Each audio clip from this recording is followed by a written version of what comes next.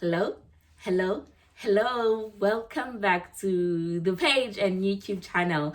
My name is Tunekam Henkeman, and this is my page, The Anxiety Princess, where we're talking about things that have to do with mental health. We're basically tapping into our emotions in order to determine what has caused our mental illness. Before I get into the video for today, let me just firstly welcome the new people that came in this week.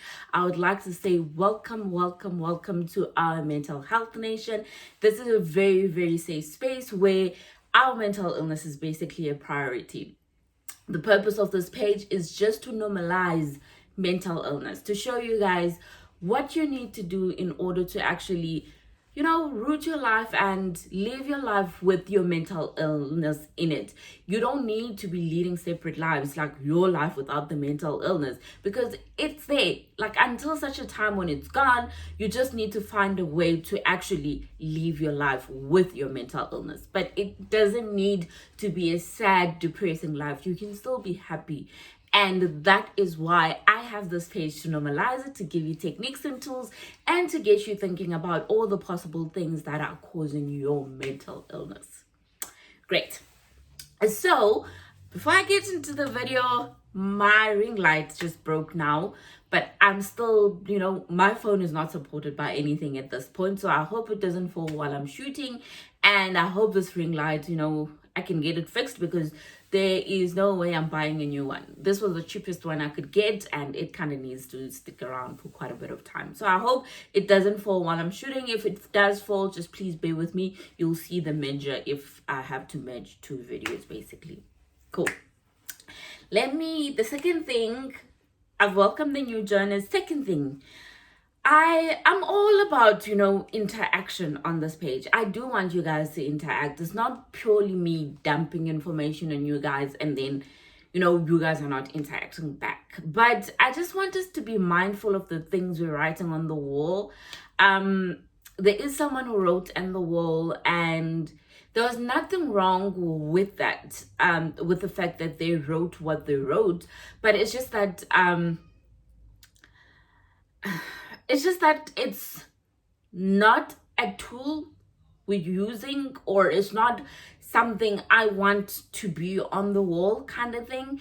Can we just be mindful, or just share things that have to do with the mental illness? Like, when you're putting something on the wall, like what was written today, I didn't know how I would interact back, you see. So it's basically someone who just typed something, and honestly, there was nothing wrong with what they typed.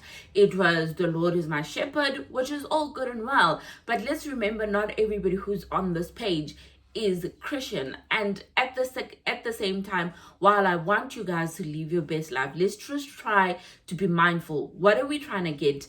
Are we trying to get a reaction? This is, after all, a mental health page. Yes, religion is at the center of it, but I don't want this to turn into a debate about religion. So let's just be mindful, please. Cool.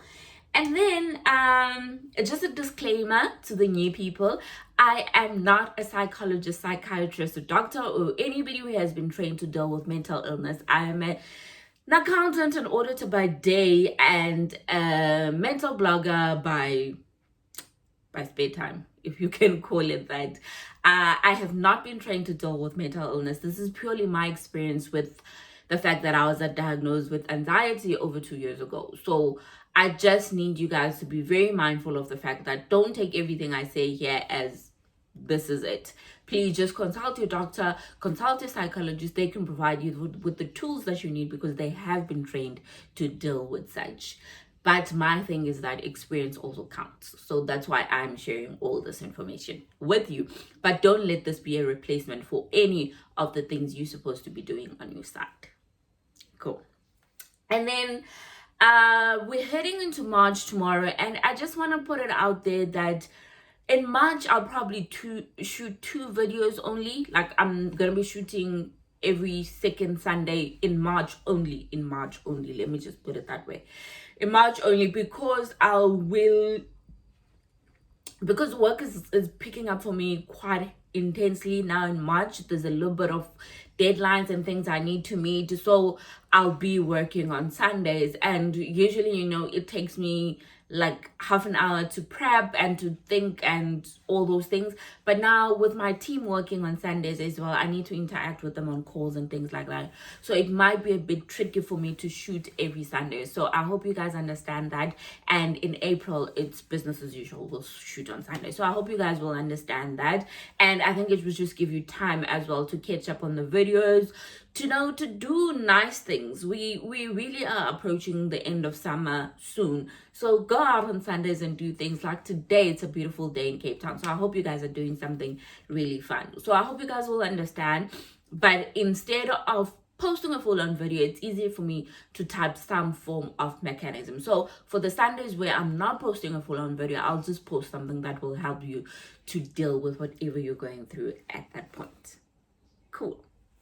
Okay, so the topic for today, I am discussing today the advantages and disadvantages of going to therapy or for counseling. So as I previously mentioned, that I had my first panic attack in March of 2019, and I thought it would gradually go away, but it didn't, and I had to find all the coping mechanisms that I could find in order to help me. I think in order to help me understand what was going on with me over anything, because it was something new, I didn't know how to handle it. And one of the things that I did is I attended counseling. So I had a medical aid that actually provided counseling sessions. So I was given 5 counseling sessions every week. I had one every week. And I remember I ended up requesting 2 additional ones. So you got 5 free, and then there were 2 additional ones. And I think I had to pay, I think a session was 60 euros. So for the 5, I got them for free. And then I requested 2 additional ones, which my medical aid approved. So I paid half, and my medical aid paid half. So I ended up attending 7 altogether. It was a good thing, because I needed to talk to someone who understood what was happening to me. And I wish I could still, I wish I could still be in a position to attend counseling every week, but unfortunately I can't afford it. And I think I have kind of, gotten to a point where I think I will talk to my psychologist or therapist if and as when is needed. But I'll get to the part as to why I'm saying that. Counseling isn't supposed to be a temporary thing, guys. It's supposed to be an ongoing thing. But I'll get to the part at the end as to why I'm saying I will still attend counseling as and when I need to. But that doesn't need to be necessarily you. Cool. So the first benefit of attending counseling is basically you're talking to someone who's trained and who understands the subject really well. So in that moment where you're experiencing an episode, whether panic attack, depression, suicidal thoughts and things like that, you want to talk to someone who knows. And I don't think it's necessarily through experience. I actually think it's necessary through what you have been taught. Remember, psychologists, they have studied this. They have studied different ways it could happen, kind of thing. Whereas when I'm talking about experience, I'm talking about how it happened to me. Do you get it? So I don't have all the necessary knowledge, because I just have knowledge of what's happening to me. Whereas now with a psychologist, they have an overall knowledge.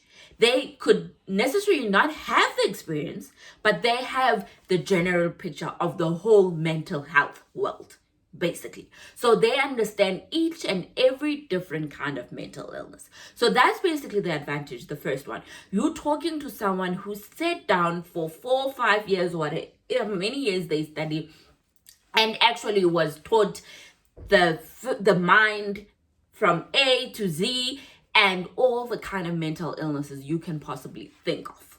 So you talking to someone where you're throwing this at them, they know exactly what it is. When you say this, they know exactly what it is. While I'm giving you the tools of how to deal with anxiety, remember, we could all be saying that I suffer from anxiety, but that doesn't necessarily mean that we're actually experiencing the same thing when we're having our episodes where mental illness is concerned. Do you get it?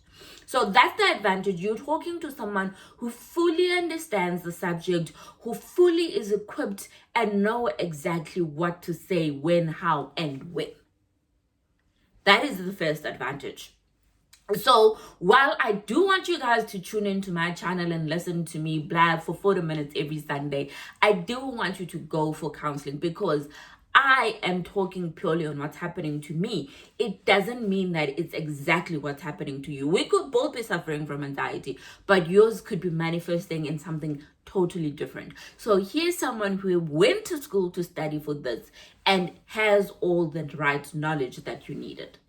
I keep preaching this, that knowledge is tool. Knowledge is power.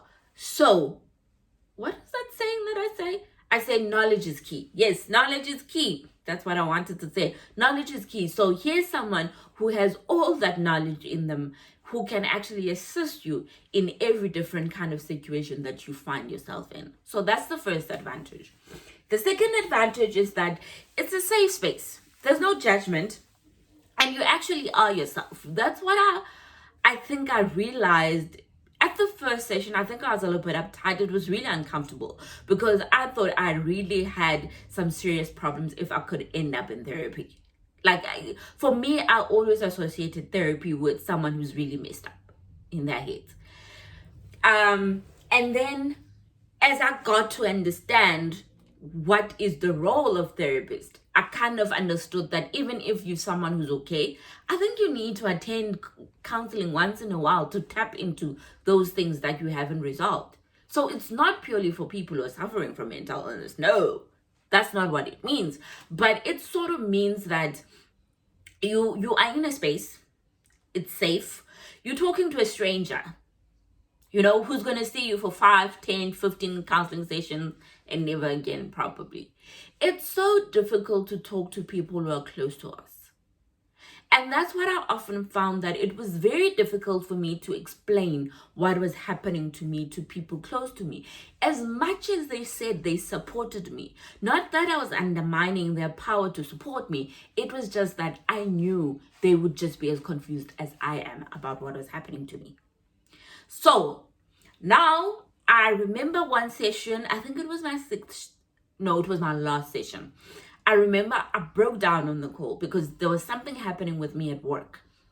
And I had my counseling and I was tears throughout that session. I usually had 1 hour with my therapist. I was in tears from beginning till end because of what was happening to me at work. But by the end of that session, I felt so good that I could actually bottle up and, express what was happening to me to someone who wanted to listen. Secondly, with people who are close to us, it's so difficult to talk and, just explain exactly what's happening to you, because you fear that it's gonna change their perspective about you. You think that they're gonna judge you. You think that they're gonna see you in a different light. And I feel as though we don't say the whole truth about what's happening to us. We just, we dabble here and there and there and there and there in terms of what we want them to know. But whereas with your therapist, you know that this space, I can say absolutely anything that I want to say, and you say it. That's the second benefit. I honestly think, yes, I've told you guys my support structure, all these people I have in my life. But I think my therapist knows 100% the story, whereas the people in my life probably know 80% of what's going on with me. Because sometimes I'm sparing them from the pain that I'm going through, because it's painful what we're going through.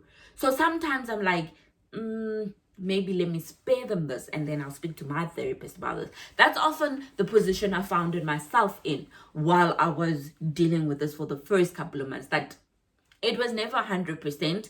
I felt as though I spoke more to my therapist because I didn't get the sense that I was being judged. I actually didn't get a sense of that this person I'm talking to is confused. I didn't get that. I was the confused one, and they were my reasoning.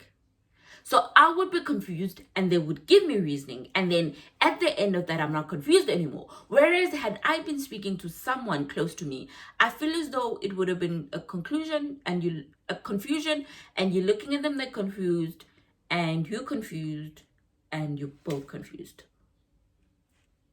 And what then? Like they judge you that, okay, maybe this anxiety is making her a little bit unstable or something like that. So that is the second advantage. It's a safe space. There's no judgment. You can honestly be yourself. You just talk and they prompt you to talk. So that's the second advantage.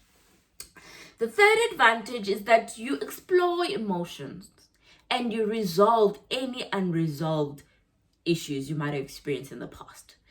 Therapists, they dig deep.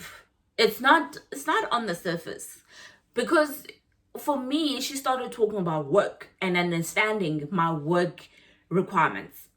We understand that work was the trigger, but then as time goes by, she started asking about my family, started asking about my fiance at the time, started digging deep into my personal life to such an extent that I understood there were so many unresolved emotions that I had said, I am burying you here.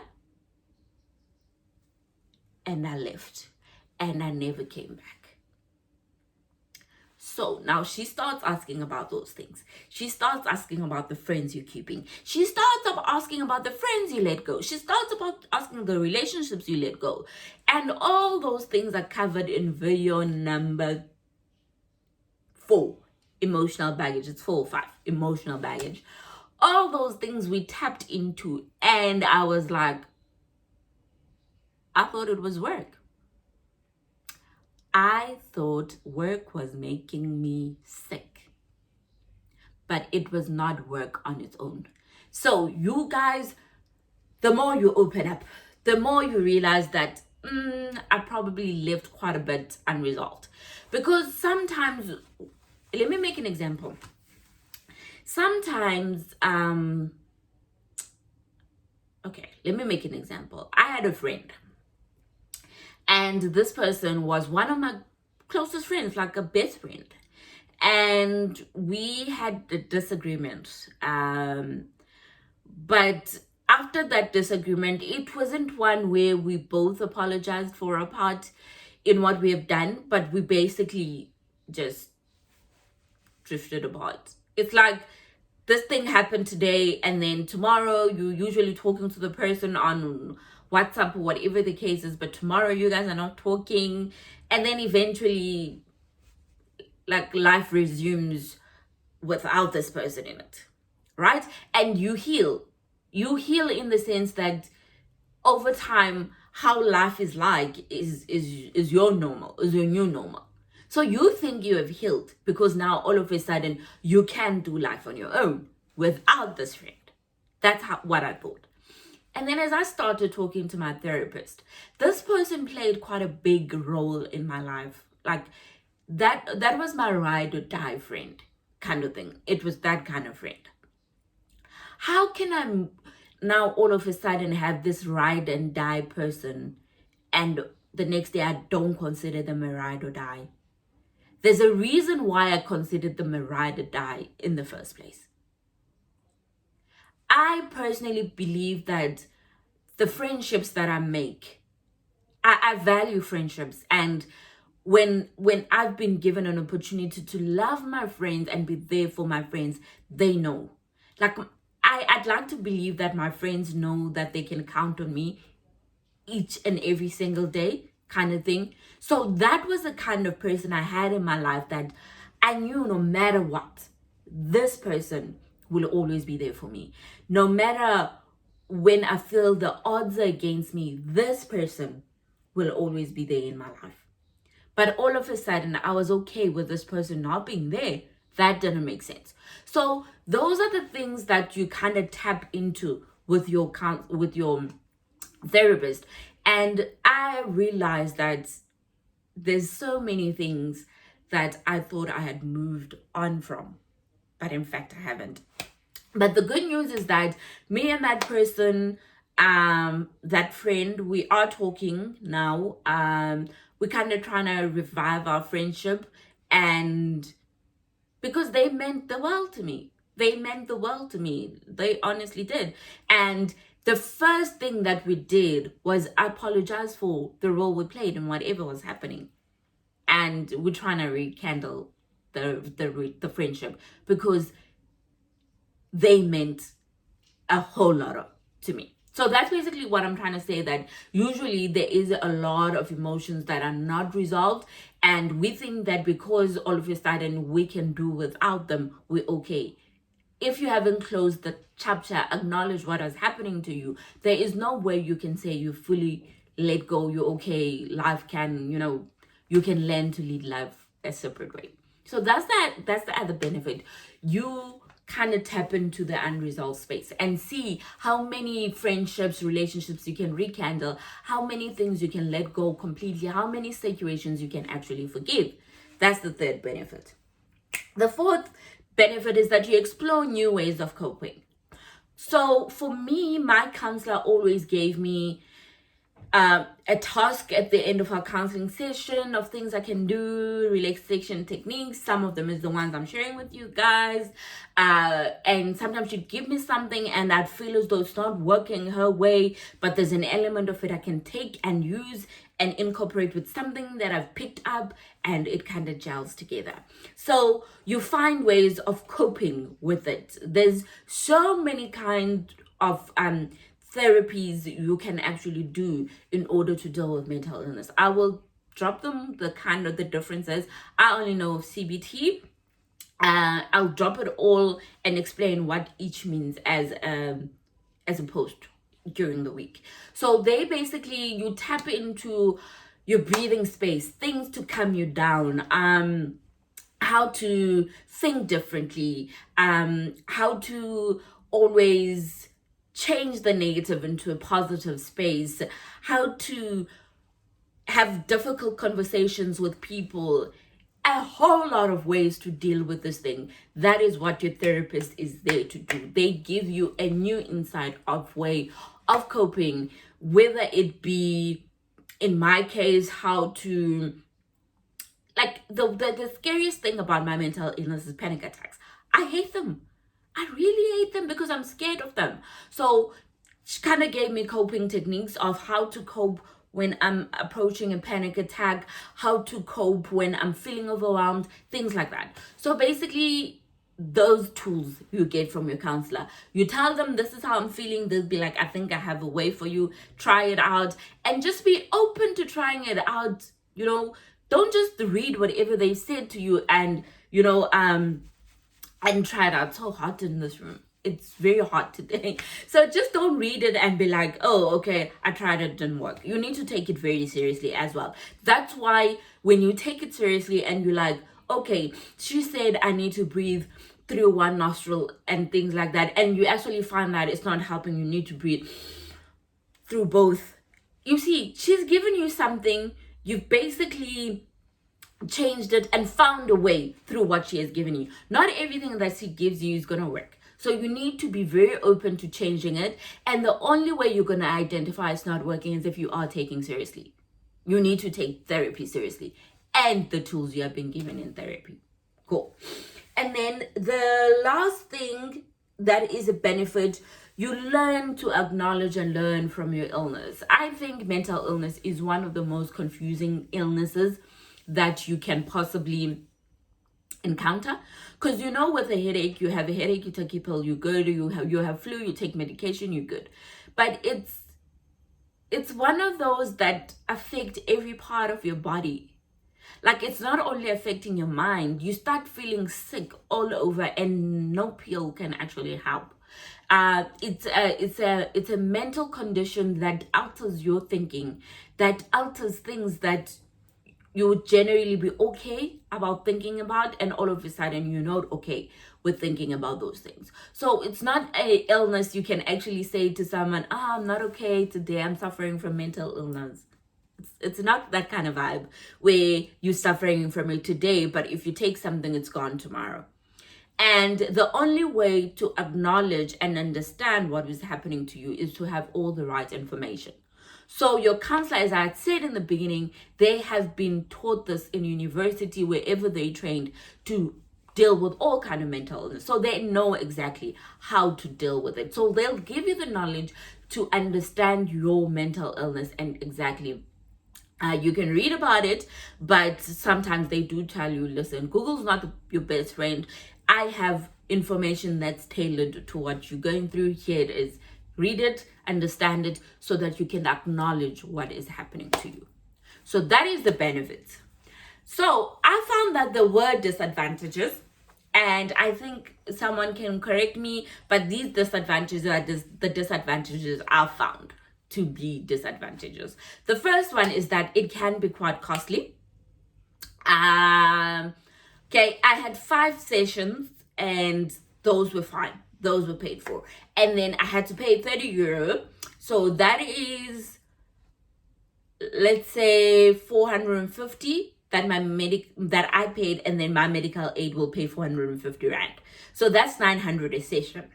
So I had to pay €30 twice. So I paid 900, my medical aid paid 900. So that is almost like 1.8 for just 2 sessions. So it does tend to be very costly. The one thing that I can say, there is something called group therapy. Group therapy is basically like your AA, like where there's a group of you have one counselor, you share your experiences and things like that. That is less expensive, but I know that it can be uncomfortable to express yourself like in a room full of people. So I do urge you that if you can afford to go, just try and schedule and just tap into your medical aid as well and just check, can you actually does it cover counseling? And if not, try your local clinic. Maybe they are offering free counseling. I think even at home, back home in Takastad, there was a shelter that provided counseling for free. So those things are there, the tools are there. You just need to do a little bit of research that whether does your clinic offer counseling. If they don't, go to the clinic and ask, where could I possibly get free counseling? So it can rather be expensive, but if you can afford it, please go for it. If not, try your local clinic and just check, can they? And if you are someone who's comfortable with talking in a crowd, group of people, maybe tap into group therapy. That's also good. I will maybe give you some advantages and disadvantages of group therapy. I'll make it a post so that you can see if it's something that you can possibly look into. Cool. The second thing is therapy doesn't work if you're not opening up, guys. If you are saying your therapist will do all the work, she'll ask questions, you answer, and that's it. It doesn't work. Therapy, you need to open up. This person doesn't know about you, so you need to tell them. And through that, they start understanding you. They start understanding the journey you've been on. They start understanding the kind of people you have in my life. They start understanding a whole lot of things about your life. And the only way they can learn all these things about your life is if you tell them.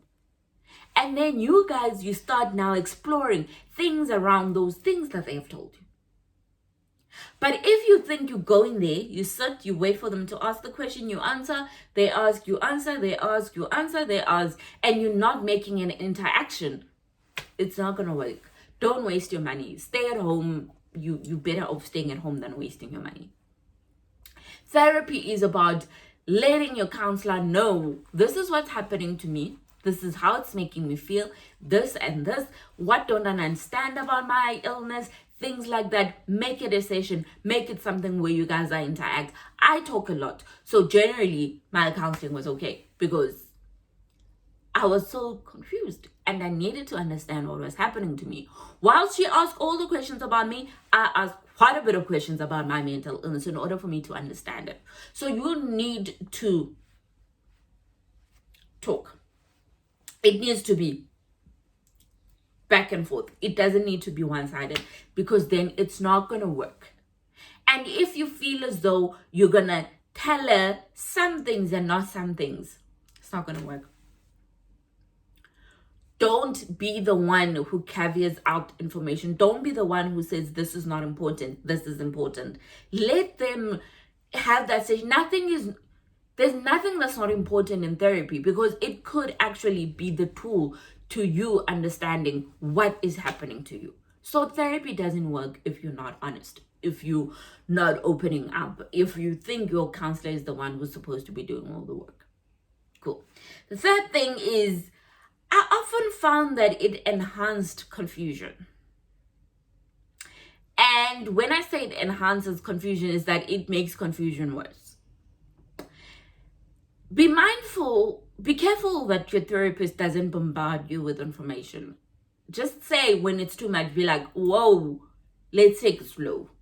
Because sometimes you tell them I have 5 sessions and they try to cram everything in that 5 sessions so that it's very effective, and you walk out with all the information, whereas sometimes they go see people for the whole year and they give them that information a year. So now try and think of taking a year's worth of information and trying to incorporate it in 5 sessions. It's not going to work. So you need to say, oh, hold on. You've given me this last week to work on, or this coping technique, and I've been trying it out for a couple of days. I haven't seen progress yet. If that's the case, if they give you something and they're like, okay, you're supposed to see the result in a month, obviously the next week they can't ask you if you've seen any difference, because generally it takes a month. So you need to say, hold up, let's take it back. Let's not rush the process. So I often found myself so overwhelmed after my counseling, because I just had too much information that I needed to work on after my counseling session. So you need to be very mindful and say, whoa, let's take it back. Let's take it back. Let's not rush it. Give me information bits by bits. Don't just throw information at me. So you just need to kind of direct how you want your counseling to be like.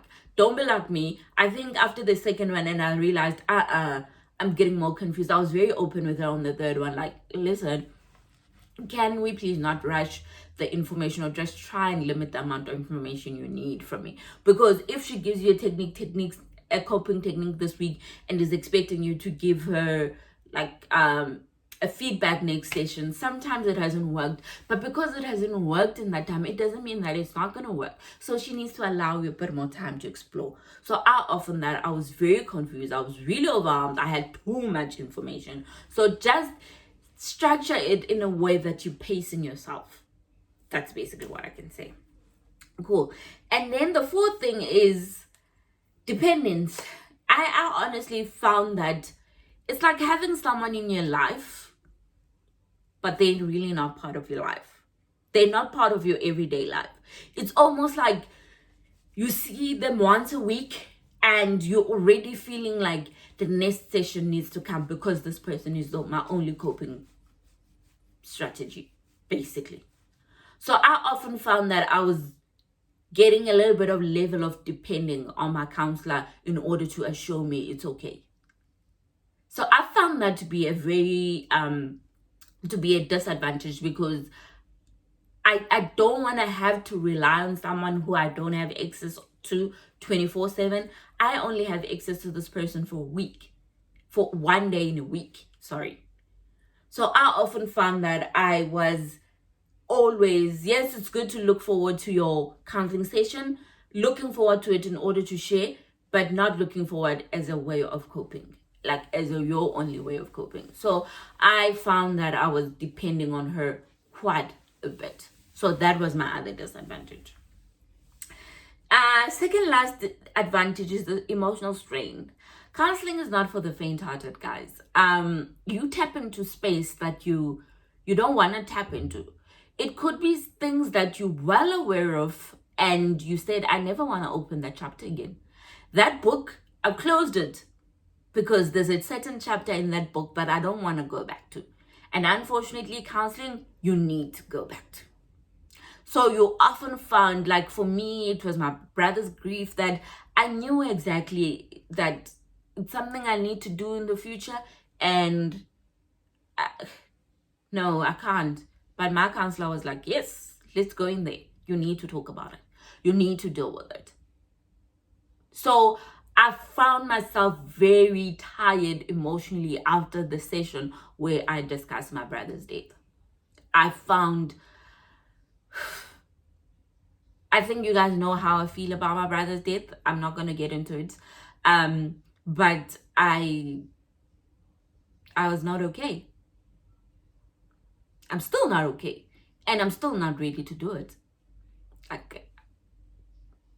I'm just not ready. So I found myself very emotionally exhausted after that session. So you could have multiple things that have impacted your life, that to such an extent that you know about it, but you just don't want to talk about it. You told yourself, let's close the book, leave the book there, because there's a dirty chapter in there that I don't want to talk about. Your counselor prompts you to talk about it. So just be up for the emotional strain that you be tapping into territory you don't want to tap into. And then the last thing is that it's scary, it's uncomfortable, and it's painful. It's scary because you need to talk about things. It's uncomfortable because you're talking to a stranger. It's painful because you're tapping into those kind of emotions. So you need to be ready to be scared, to be uncomfortable, and to be in pain, because that's how you process everything that is happening to you. That's the other disadvantage of counseling. Okay, now there's many more, but I just tapped into the ones that I experienced. If you have an experience, please write me, pop me a message, and then I can share the experiences that you've had with counseling as well. But before I wrap up the video, I just want to say, here's some of the rules of counseling, things that you need to think about before you attend counseling. You need to these are the rules. Tap into a space where you find a connection with your counselor. If you're not connecting with your counselor, it's not going to work. That could possibly mean you're hopping from one counselor to the next counselor until you find someone who has a connection with. That's very important. The second thing is you need to be honest with yourself and your therapist. If you're cherry picking what kind of information you're going to give her, it's not going to work. So just know that you need to be 100% honest. That's the second rule. The third rule is you need to allow yourself time. I said I needed 5 counseling sessions. I ended up having 7. But I know for dear life, I still need more. So don't limit and say I'm going to attend 2 counseling sessions and that's it. It takes time. It's not a quick fix, guys. You need to continuously meet with them in order for it to be very effective. So don't give it time. Just take it as it comes. Okay. And then the other thing is that ensure you maintain contact. When I say that, yes, ensure that you maintain contact. This is the part where I'm like, I still have contact with my therapist and I do see them as and when needed. Unfortunately, because she's in Ireland, I can talk to her like on messages, emails, and things like that. I haven't had a need to have a session with her, but I do want to have a psychologist in South Africa that I can go and visit. But to be honest, I haven't felt the need to go to a therapist again. But I do want you to still have that room that if things happen, I can go to my therapist. Although it is encouraged that people go to therapists even when it's not needed. But can't afford it. Like, honestly, guys, I can't afford it. I can't afford it. My salary is not enough to cover therapy as well. Okay, and the last thing is be honest with them with regards to information overload. Like I said, they do provide you with quite a bit of information. You need to say sometimes like, whoa, this is a lot. Can we just try and pace ourselves in terms of the information you're giving me? So that's the advantages, disadvantages, and rules to make your therapy effective. What is an advantage for me could easily be a disadvantage for you. So it's not set in stones.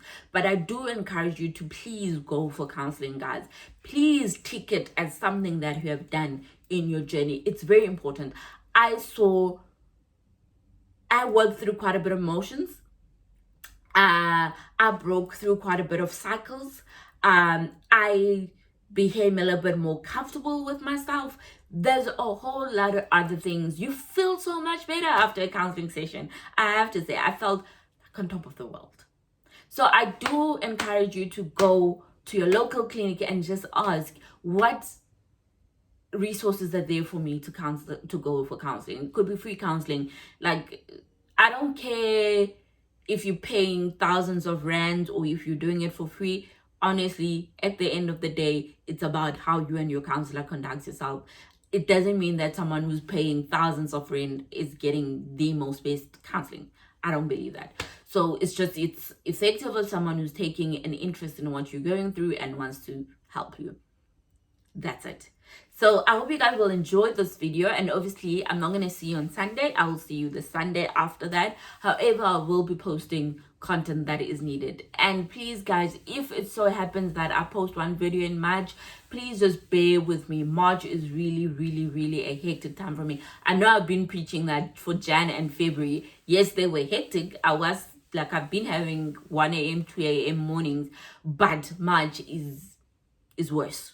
Basically, that's what I'm trying to say. March is worse. So please bear with me if I can't. And if I'm not going to post a video, not this week, next week, I'll let you guys know in advance. But I hope you guys are having a beautiful day and enjoying your Sunday.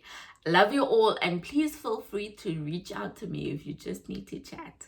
Hope you guys will have a beautiful Sunday. I love you all.